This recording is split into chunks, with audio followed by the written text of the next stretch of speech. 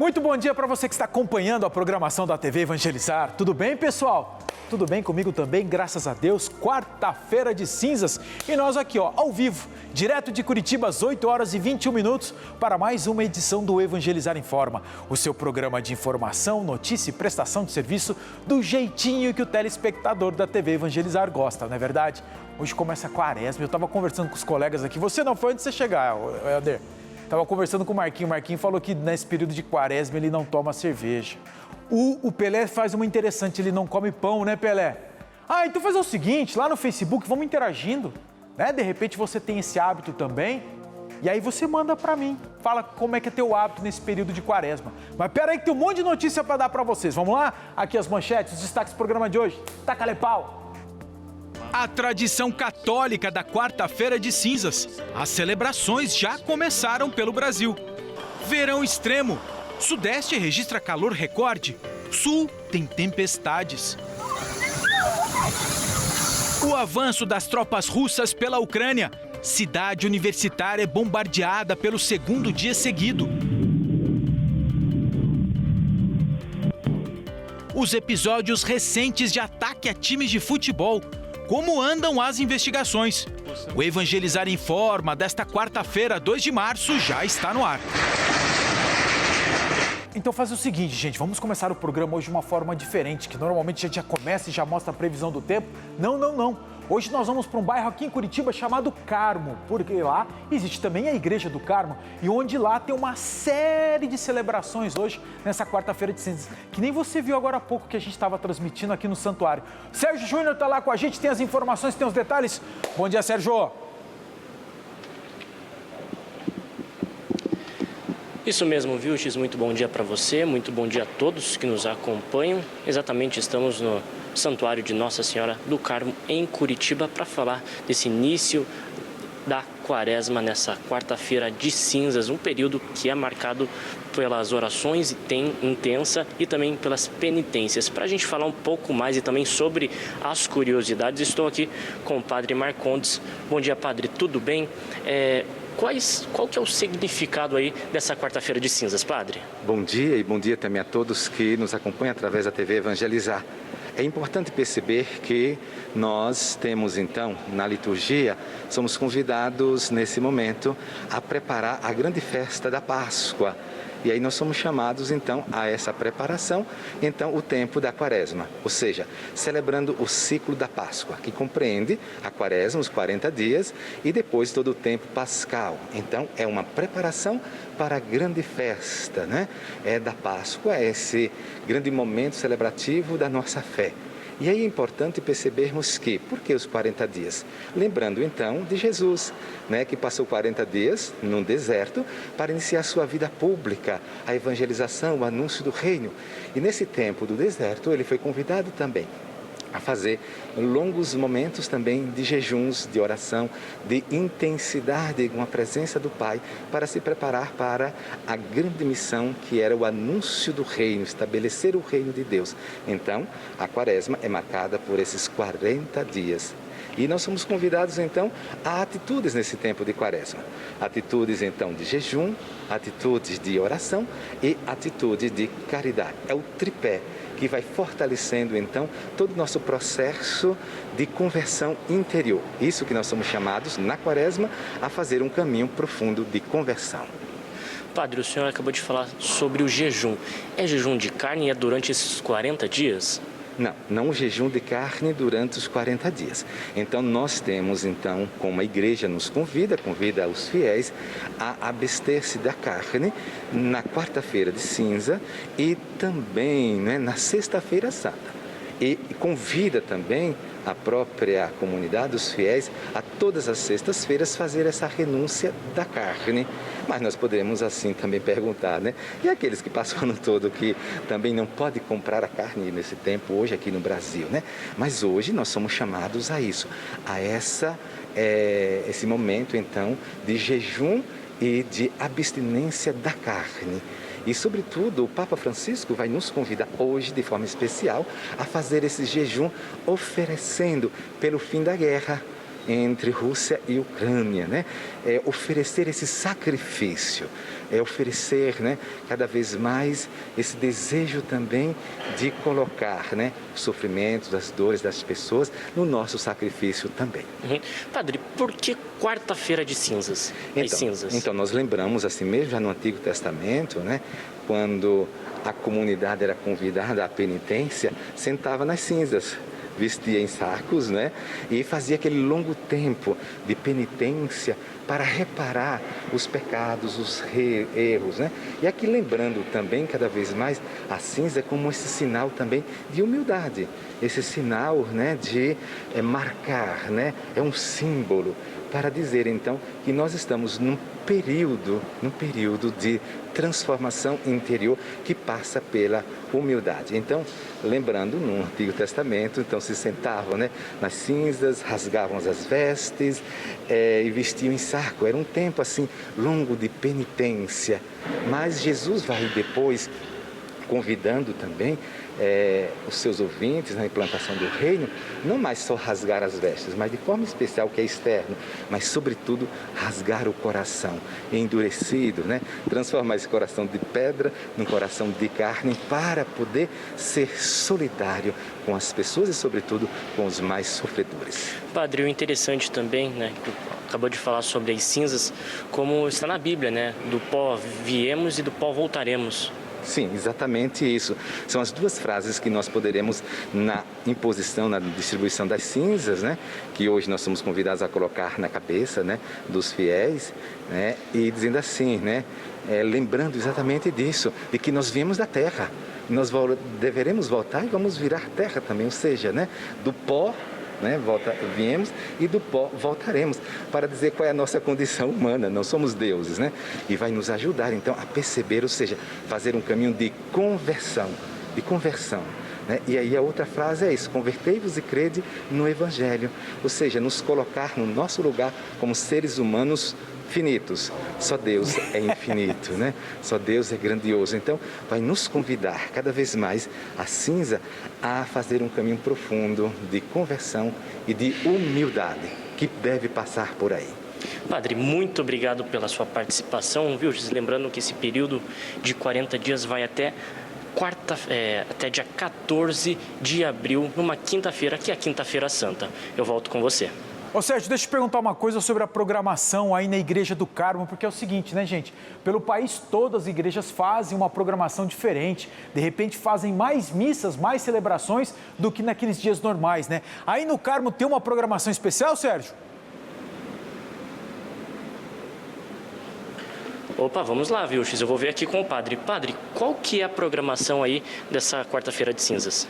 Então, aqui no santuário, como também é o dia devocional de Nossa Senhora do Carmo, né, que é novena perpétua, então nós iremos ter, né, 9 celebrações eucarísticas com novenas.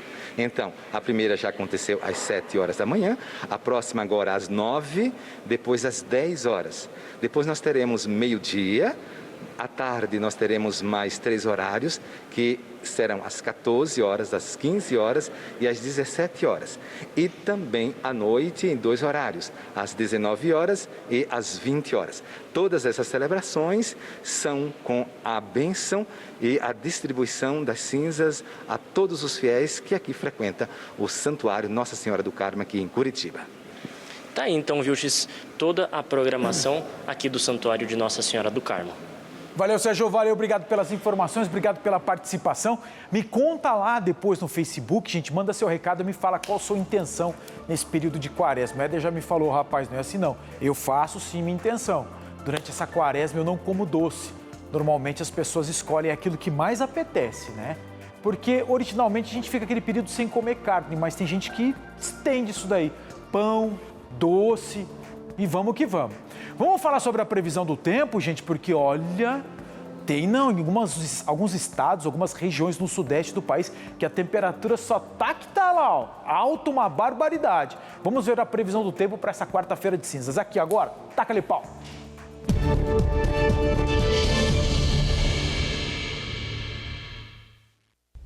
Nesta quarta-feira, a frente fria vai seguir avançando no oceano próximo à costa da região sul do Brasil, mas um sistema de baixa pressão atmosférica vai ajudar a transportar umidade entre as regiões sul e sudeste do Brasil. O dia vai ser marcado por muita nebulosidade no estado de Santa Catarina e também do Paraná. Tem risco para temporais nas capitais Florianópolis e Curitiba. No estado de São Paulo, tem condições para chuva forte de forma isolada sobre as regiões mais próximas à divisa do Paraná, mas as demais áreas ainda seguem com calor intenso e condições apenas para pancadas típicas de verão, que podem vir com moderada a forte intensidade no decorrer do dia. O dia vai ser marcado por muita nebulosidade, chuva em vários momentos, com risco para temporais no sul de Mato Grosso do Sul. As demais regiões do centro-oeste, sudeste e também sobre áreas do nordeste do país terão um dia marcado por sol, muito calor e pancadas típicas de verão, com moderada a forte intensidade, com risco de raios e trovoadas. O tempo vai seguir firme na cidade do Rio, em Vitória e também sobre o norte mineiro.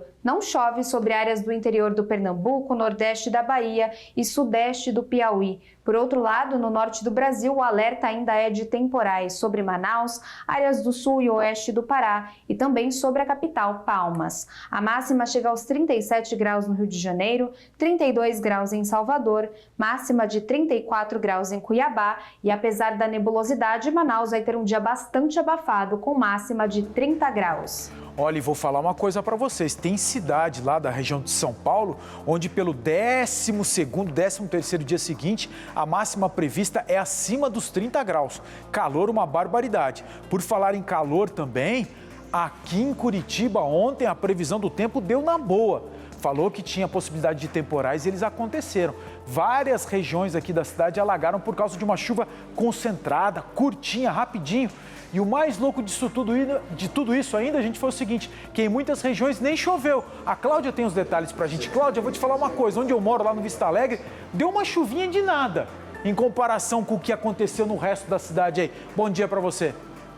Bom dia, Vilches. Bom dia a todos. Na minha região ali, Rebouças, mais na região central de Curitiba, a chuva caiu com tudo, viu?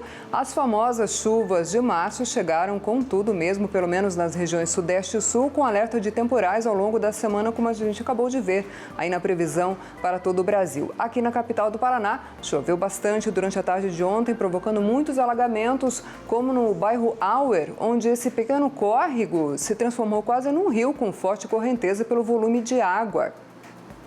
Olha só, ruas da linha verde, que é uma das principais linhas que liga aí o sul e norte da cidade, também ficaram alagadas, exigindo muita atenção dos motoristas. Na região do Tarumã, a água tomou conta de boa parte da calçada e avenida perto de um dos principais shoppings da região. As tempestades também atingiram São Paulo, viu, Vilches, com registro de alagamentos e quedas de árvores, mas sem feridos. 14 voos tiveram que ser cancelados. Essa chuvarada ocorreu depois de um fevereiro que foi considerado o mais seco desde 1943 e com muito calor, como você disse antes. Hoje faz 13 dias que a capital paulista registra temperaturas acima dos 30 graus. Ontem, antes daquela tempestade toda, São Paulo registrou 34 e faltando apenas 18 dias para acabar o verão, a previsão é de novos recortes de temperatura hoje novamente em São Paulo e também em Vitória. E o Rio de Janeiro deve ser a capital mais quente do país pelo segundo dia seguido, de acordo com o Climatempo, com máxima prevista de 37 graus, isso sem contar a sensação térmica que se aproxima dos 40 graus. Gosta desse calorzinho, Vilches? Nem a pau, Juvenal. Tava já reclamando com os 20 graus que está sendo registrado. Ontem estava insuportável. Hoje teve aquela chuvinha de ontem. Agora de manhã mais cedo deu uma garoinha, mas continua abafado. Não gosto não. Você é chegada? Não, eu também não sou uma criatura do calor, não. Prefiro o friozinho. Tô louca para colocar minhas botas. Isso. Valeu, Cláudia. Obrigado pelas informações, obrigado pela participação. E ainda nesse assunto, gente, a gente foi buscar lá no fundo do baú uma notícia muito curiosa a respeito desses índices pluviométricos. Por que eles são medidos, por que existem, porque existe sempre aquela informação na televisão, né? Choveu 20 milímetros de chuva, o equivalente a um período de um mês. Vocês já ouviram isso falar, né? Mas vocês têm uma noção do que é isso? Nem vou falar. Eu quero que vocês acompanhem essa reportagem da TV Brasil sobre esse assunto. Bem legal, bem interessante. É com esse aparelho aí que a medição começa. Ele é o pluviômetro. Quando chove, a água cai dentro dele e vai acumulando. Até que a cada 3 horas vem o observador meteorológico com um medidor que se chama proveta. Ele tem essas marquinhas divididas em milímetros. O observador despeja toda a água do pluviômetro dentro da proveta e anota em que marca a água chegou. Daí, se a água estiver na marca de 1 milímetro, significa que 1 litro de água foi acumulado em 1 metro quadrado. Quando a gente diz que teve uma chuva de 50 milímetros em 1 hora, significa que em 1 hora, 50 litros de água caíram em cada metro quadrado. E em algumas regiões, essa quantidade de água causa muito prejuízo, alagamentos e até transbordamentos de rios. 5 milímetros e 10 milímetros é uma chuva normal, mas, por exemplo, uma chuva de 50 milímetros, aí já é uma chuva forte, porque pode inundar uma cidade, uma localidade, pode causar grande transtorno, né? Uma casa que tem 100 metros quadrados, se chover 50 milímetros, se foi despejado 5 mil litros de água só naquela cobertura. Esta é uma das 700 estações meteorológicas espalhadas pelo país. É aqui que cada gota vira estatística. Em todo o país, elas coletam informações importantes da atmosfera, como volume de chuva, temperatura, velocidade do vento, umidade e qualidade do ar. Mas para que servem esses dados? Vai servir exatamente também para entrar no modelo de previsão de tempo. E isso é que vai dizer realmente o ajuste da previsão, né? Que se a previsão estava correta ou não. Por isso que agora a gente tem essa noção exata, né, gente? Quando fala choveu 200 mililitros em 1 hora. É litro d'água, uma barbaridade, 200 litros por metro quadrado. Enche aqui, ó, chega a essa altura. Por isso que dá para ter essa noção exata do que é o impacto desse tipo de chuva. Fazer o seguinte agora, um intervalo comercial bem rapidinho, mais curto do que coice de porco, porque na volta nós vamos direto para a Europa. O Jucinei, o nosso correspondente, está lá para nos atualizar a respeito do que está acontecendo nesse 7º dia de guerra entre Rússia e Ucrânia. Depois do intervalo comercial, não sai daí não.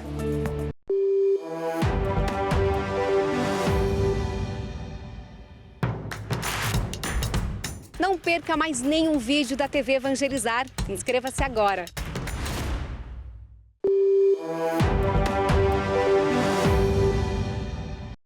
Evangelizar informa de volta às 8 horas e 42 minutos, com tela cheia para vocês, com imagens ao vivo da Ucrânia. 3 imagens maiores aí da capital Kiev, e nesse cantinho direito, inferior direito, embaixo, do lado direito, nós estamos mostrando para vocês a imagem de Kharkovka, que é uma segunda maior cidade da Ucrânia, é uma cidade de 1.400.000 habitantes e também é conhecida por ser uma cidade universitária. E essa cidade aqui vai ser o foco das nossas atenções a partir de agora. Nós vamos trazer aqui o Jucinei, o nosso correspondente lá na Europa, com todas as informações e atualizações, porque, gente do céu, às 5 horas, eu sempre lembro, são 5 horas de diferença para a Ucrânia. Então, se agora é 8h43, 8, 9, 10, 11, 12, 13, é 1h43 da tarde por lá. Só que mais cedo, nesse 7º dia de guerra, foi feio o que aconteceu por essa cidade, porque teve mais um dia de bombardeio lá, né, Jucinei? Bom dia para você. Bom dia a você, Ricardo. Bom dia a todos. É isso mesmo. Kharkiv entra no 2º dia de bombardeios. A gente noticiou ontem aqui no Evangelizar Informa o início desses bombardeios mais significativos, com a explosão de um míssil muito próximo, atingindo um prédio governamental, e a partir dali a situação ficou desenfreada. Foram registrados bombardeios em várias outras partes da cidade, com muita destruição. É claro que o alvo dos russos continua sendo as estruturas militares para desestruturar o sistema de defesa do país, mas nós percebemos também uma série de bombardeios atingindo estruturas civis. Inclusive, a Universidade de Kharkiv foi muito atingida diante dos bombardeios que foram noticiados nas últimas horas. Nós tivemos, inclusive, a saída de vários estudantes do país, num grande comboio de pessoas que estavam deixando a cidade em função de toda a tragédia que se instalou em Kharkiv.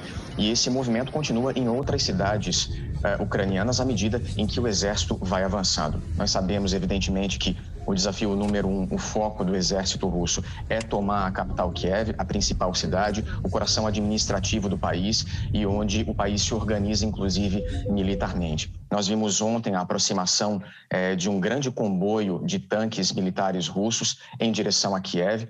E presenciamos aí as declarações do presidente russo, do governo russo de uma forma geral, de que as tropas estão muito próximas à capital e que a população civil deveria deixar a cidade, porque a partir do momento em que Kiev for tomada, as proporções vão ficar ainda mais gigantescas. E tudo isso para lembrar, Vilches, acontecendo ainda durante as negociações, porque está previsto um segundo encontro para o dia de hoje, né? Então, me fale qual é essa agenda, porque vou te falar uma coisa, Jusinei, é com muita angústia que eu vejo, por exemplo, a ONU entrar no terceiro dia seguinte de discurso.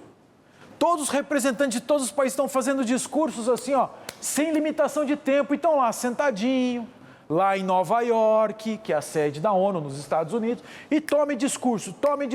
Eu pensei que fosse ser rápido. Nós estamos entrando no terceiro dia de discursos na ONU. Mas o que mais que está acontecendo por aí, Jusinei? Existe uma expectativa, aliás, existia uma expectativa de que essas discussões na ONU tivessem sido concluídas no dia de ontem, até porque tem espaço para manifestação em 193 países que fazem parte da Organização das Nações Unidas. Como essas manifestações acabaram se estendendo, a conclusão dos trabalhos deve acontecer no dia de hoje, mas não é uma conclusão, repetimos, Ricardo, que tem efeitos práticos. A decisão da Assembleia Extraordinária da ONU tem efeitos simbólicos e políticos no sentido de mostrar quem é que está do lado de quem. E paralelo a isso, acontece, como a gente já antecipou, o segundo encontro de negociações. A gente noticiou aqui na segunda-feira, no Evangelizar em Forma, o início dessas tratativas.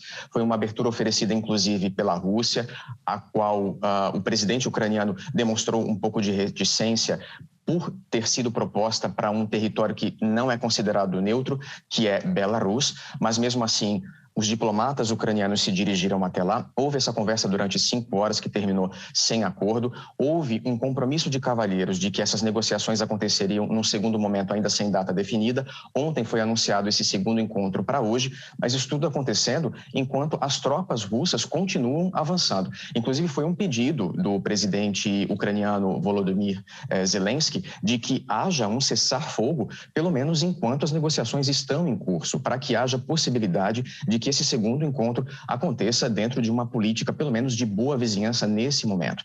A Ucrânia foi muito clara nas suas manifestações, solicitou já no primeiro encontro o cessar-fogo e a retirada das tropas. A Rússia não veio com nenhum tipo de proposta mais consistente, disse que ia avaliar isso, mas enquanto avalia, Ricardo, utiliza essa tratativa como uma cortina de fumaça, porque avança no território ucraniano e está se posicionando muito estrategicamente ao redor de Kiev, que é a cidade principal da Ucrânia. Ô, Jusinei, bem rapidinho para a gente, como é que foi a repercussão aí na Europa da informação que dava conta, foi divulgada inclusive pelo governo ucraniano, de que houve um telefonema por parte do governo chinês se colocando à disposição para tentar intermediar o fim desse conflito? Foi um telefonema muito diplomático, a gente deve observar, viu, Ricardo? Porque a China não se posicionou favorável a nenhuma das duas nações. Seguiu um discurso muito parecido com o do Brasil, o discurso do equilíbrio e da negociação, que é algo que já está acontecendo, mas que a gente está percebendo que não está surtindo efeitos muito práticos. A posição da China era muito aguardada nesse sentido, especialmente porque a China não havia se manifestado desde o início da invasão russa. Quem trouxe essa informação foi o ministro das Relações Exteriores da Ucrânia, o Dmytro Kuleba, que disse que conversou por telefone com o ministro das Relações Exteriores da China, Wang Yi, e que ele teria justamente dito que deve-se respeitar a soberania e integridade territorial de todos os países e reforçado o pedido de que essa situação se resolva a partir da negociação. Agora, só para a gente poder entender, por que dessa demora no posicionamento da China? Porque a China tem interesse tanto na relação com a Rússia, a qual é aliada militarmente contra os Estados Unidos, mas também com a Ucrânia, que é um dos seus principais parceiros comerciais. Por isso essa demora. Legal, Jusinei, muito obrigado pelas informações. Ô, Jusinei, que horas são aí na Itália? Qual é o fuso horário de vocês com relação à Ucrânia e o Brasil mesmo? Aqui nós estamos 4 horas além do horário brasileiro, ou seja, 12h49, então estamos a 1 hora de diferença da Ucrânia. Boa. Valeu, Jucinei. Qualquer informação você volta aqui para trazer para a gente, tá bom? Obrigado pela participação, obrigado pelas informações. Direto lá o nosso correspondente da TV Evangelizar, lá na Itália, para trazer todas as informações fresquinhas a respeito do que está acontecendo lá na Ucrânia, nessa guerra que entrou no 7º dia já com a Rússia. Vamos fazer o seguinte agora? Deixa eu chamar a Patrícia para trazer todas as informações, todos os detalhes para a sua saúde, gente. Ela está na expectativa de falar com vocês. Bom dia, Patrícia. Bom dia, Vilches. Bom dia, amados que acompanham a TV Evangelizar. Dizem que o ano só começa depois do carnaval. Ah, mas isso é conversa para boi dormir, né? É a típica frase aí do preguiçoso. Mas então, ó, vamos lá. Vamos começar de vez oficialmente esse ano com tudo. É para você, sim, recomeçar a sua vida, começar de uma vez por todas o seu processo de emagrecimento com ele, o rei do emagrecimento no Brasil, o ActiNutri. O único que foi eleito 3 vezes o melhor do Brasil, tricampeão. Se você quer eliminar até 8 quilos por mês, preste atenção porque hoje é o fechamento da nossa campanha Flora Alegria. Então já pega seu telefone e vai entrando em contato com a gente pelo 0800 000 3474. Enquanto isso, roda a vinheta, produção. Roda a vinheta, promoção.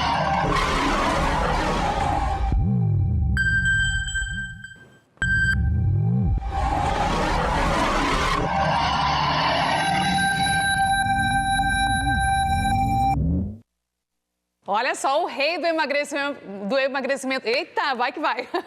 O rei do emagrecimento no Brasil, né, gente? E olha, para comemorar aí o recomeço da sua vida, hoje, viu, X? Eu trago aqui as 3 medalhas, elas que representam cada ano em que o Act foi eleito campeão, foi eleito aí o melhor do Brasil. Você vai escolher, viu, X? Qual que você quer? Da esquerda, do meio ou da direita? Os melhores fluidos estão vindo da do meio, vai na do meio. Do meio? Desconto de 50%, 60% ou 70%, vamos ver o que vai sair e... Tchan, tchan, tchan, tchan.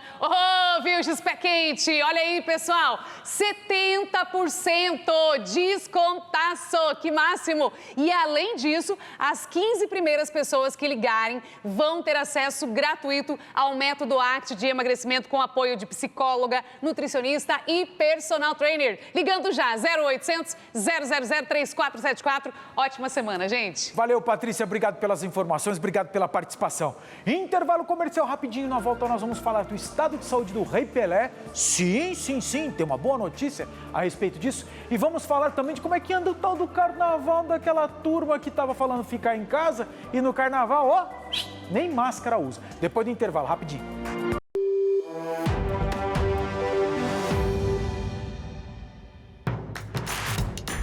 Não perca mais nenhum vídeo da TV Evangelizar.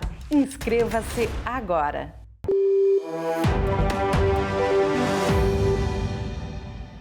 Evangelizar informa de volta para vocês para as 8h55. Faltam 5 minutos para as 9 horas da manhã. Já eu vou conversar com a turma do Facebook. Antes, vamos fazer aquele giro de notícias e informações pelo Brasil, no Informa na Cidade, inclusive com informações do Rei Pelé. Tá aí, taca-lhe pau. Farmácias das cidades de São Paulo e Rio de Janeiro anunciaram a venda de testes de detecção de Covid aprovados pela Anvisa. A previsão é que essa venda comece na sexta-feira. Cada autoteste vai custar R$ 70 e dará o resultado em até 15 minutos. Essa granada foi encontrada numa caixa de luz de um condomínio de apartamentos populares em Matão, no interior paulista. O síndico informou que o achado foi feito durante a manutenção. A polícia desativou a granada, mas não deu detalhes de como ela foi parar ali. Aumentou para 12 o número de blocos de carnaval clandestinos identificados e contidos pela fiscalização da Prefeitura da cidade do Rio de Janeiro. E essa turma aí está exagerando. Subiram até no carro blindado da polícia, o Caveirão. Os tais bloquinhos de rua estão proibidos por causa da pandemia de Covid. Mas esses aí, não estão nem aí não. Pelé teve sucesso total no tratamento contra uma infecção urinária. A informação foi passada pelo hospital onde ele permanece internado para o tratamento de uma outra doença, um tumor no cólon. Ele já foi submetido a uma cirurgia para a retirada do tumor, mas o tratamento envolve também sessões de quimioterapia. Estamos de olho no estado de saúde do Rei Pelé. Vamos torcer para a rápida recuperação dele. Deixa eu aproveitar e dar um bom dia para quem está nos acompanhando. Eu li já uma mensagenzinha. Vamos, telefone do seu Joel, lá de Ji-Paraná. Agora sim. Seu Joel lá de Ji-Paraná que está nos acompanhando, a Ana Ribeiro, a Margarete, a Norma Freitas também, a Fátima Vieira. Manda um abraço, Ricardo. Estou falando de Mogi das Cruzes, São Paulo, né? Beijão para você, Fátima. A Lúcia Félix, a Marilene também com a gente, a Fátima Pereira está com a gente também, a Dona Ivete que não falha com a gente, sempre acompanhando, a Sandra Aparecida de Barueri, a Andresa Braga, a Maria Goretti está falando lá da Paraíba, Lagoa Seca, curtindo 25 graus. Nossa, quente, uma barbaridade. A Cidinha também com a gente aqui, ó, a Karina Freitas da região metropolitana falando o seguinte: não choveu aqui em Fazenda Rio Grande não. A Rihanna também falou que não choveu lá ontem, nem uma gotinha, ela tá falando aqui, ó, só uns pinguinhos de leve, verdade, esquisito o que aconteceu, né? Centro aqui de Curitiba fez alagamento, nos bairros nada, teve nada. A Maria Isabel tá com a gente, seu Altamiro tá falando que choveu forte também em Ponta Grossa, é mesmo, seu Altamiro? Então tá bom, um abraço pro senhor também. E o Irineu falando o seguinte, que nesse período de quaresma ele vai fazer jejum, para quem sabe arrumar um trabalho. Tô torcendo pro senhor, seu Irineu. Pois é, a gente estava falando disso agora há pouquinho, né? O hábito das pessoas. Vai me falar, dá tempo ainda? As pessoas vão me falando aqui exatamente como é que elas vão, que tipo de, eu falo, não é sacrifício, ou que tipo de intenção as pessoas vão falar, ou penitência, eu falo intenção, as pessoas vão fazer na quaresma. Mas é o seguinte, nós vamos tratar de um outro assunto agora. Nós vamos repercutir alguns fatos que marcaram, não é nem o futebol, mas assim, a violência envolvida no futebol no fim de semana. Teve torcida agredindo jogador, invasão de campo, e aí vem aquela pergunta, tá, Ricardo, deu o que tudo isso? É o que a gente tenta mostrar para vocês aí. O goleiro Danilo do Bahia irá passar por uma cirurgia no olho na sexta-feira. Ainda é reflexo do vidro estilhaçado que provocou também 20 pontos em diferentes partes do rosto dele. O ônibus em que ele estava com os demais jogadores do Bahia foi atacado por torcedores do próprio time, que jogaram pedras e rojão. A polícia identificou os carros usados na fuga. 7 pessoas de uma torcida organizada já foram detidas e ouvidas, mas os autores da agressão ainda não foram identificados. Sem punição, permanece outro caso de ataque a ônibus de atletas, o do Grêmio, que foi apedrejado por torcedores do Internacional. O volante Vila Sante levou uma pedrada na cabeça, teve traumatismo craniano e já recebeu alta do hospital. Menos mal, né? O ataque aconteceu a caminho do estádio e policiais faziam a escolta. Ainda assim, o agressor não foi identificado. O Grenal chegou a ser desmarcado e foi remarcado, mas para o fim do mês. Já a polícia de Curitiba também não foi atrás dos torcedores que invadiram o campo do Paraná Clube. O time perdeu o jogo e acabou rebaixado para a 2ª divisão do campeonato estadual. Essa partida ainda nem tinha acabado e a invasão aconteceu. A polícia militar precisou intervir, disparou tiros de borracha, fumaça. Passados 4 dias e nenhum invasor foi identificado, muito menos responsabilizado. E outra coisa que eu ouvi ontem aqui da delegacia especializada nisso, porque aqui em Curitiba tem uma delegacia específica para tratar de violência no futebol, a DEMAF, um departamento específico para isso. E veja só, nenhum desses torcedores foi identificado, apesar das imagens mostrarem ali, dá para ver certinho quem são essas pessoas. E outra coisa que nós não noticiamos aqui, mas é importante tratar disso. No Campeonato Paranaense já aconteceram 2 clássicos. No Atletiba, que foi lá no Couto Pereira, inclusive teve briga de torcida dentro do estádio, uma coisa que há anos nós não víamos no Brasil e vimos aqui em Curitiba. Aí depois teve um jogo entre Paraná Clube e Coritiba, com a torcida do Coritiba depois do jogo indo até a Vila Capanema, ali perto dos arredores, para tentar invadir a sede da torcida do Paraná Clube.